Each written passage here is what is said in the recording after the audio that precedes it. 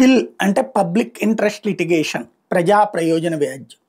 అది వాస్తవంగా నిజంగా ప్రజా ప్రయోజనాల కోసం వేయాలి. అలా కాకుండా మనకు నచ్చని ప్రభుత్వాలు ఉన్నప్పుడు అప్పుడు పని జరగనీయకుండా ఉండటం కోసం ప్రజా ప్రయోజన వ్యాజ్యాలేసి, మనకు నచ్చినోళ్ళు వచ్చినప్పుడు అదే పని చేయడానికి అడ్డం లేకుండా ఆ పిల్లే ఉపసంహరించుకోవాలన్నటువంటి ఎత్తుగడకి చెక్ పెట్టింది హైకోర్టు. బట్ తర్వాత మారిపోవచ్చునేమో.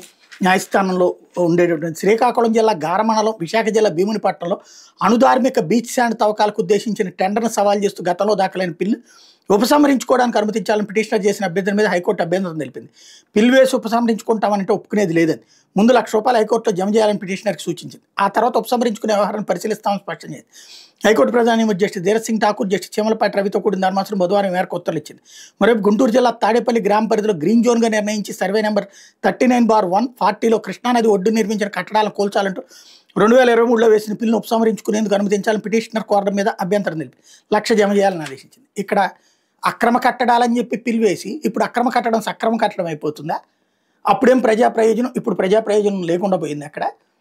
అదే సందర్భంలో బీచ్ శాండ్ అన్నటువంటిది, అందులో అణుధార్మిక శాండ్ ఉంటుంది అన్నటువంటిది అప్పట్లో జగన్ ప్రభుత్వం టెండర్లు ఇస్తే అప్పుడు ఆపిచ్చారు. ఇప్పుడు వచ్చేటప్పటికి అది తప్పు అంటున్నారు.